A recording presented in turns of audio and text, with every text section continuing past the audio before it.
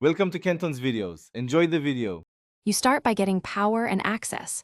Put both AirPods in the case, close the lid, and wait 30 seconds so capacitors stabilize.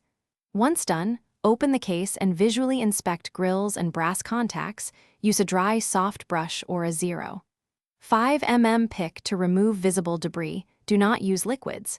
Make sure the case and each bud read 10% charge. You must know which device they are paired to and its OS version, because you will re-establish the connection after the reset. You now perform the core reset and reconnection. First, forget the AirPods on every paired device and disable Bluetooth for about 5 seconds to clear cached links. Next, open the case, keep the AirPods inside, and press and hold the rear setup button for about 15 seconds. Watch the LED. Amber then steady white indicates a full factory reset. Once it flashes white, pair to your primary device. After pairing, allow firmware updates, then test audio, microphone, and automatic ear detection to confirm functionality. To finish, validate every function. Play music at typical volume, record a short voice memo, and swap left-right to check channel balance and mics.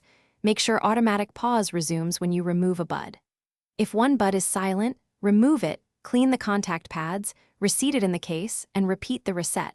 Firmware mismatch often causes single-side failures.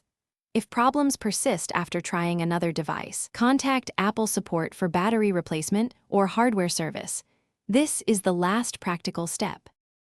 Thanks for watching. Consider subscribing if we helped you.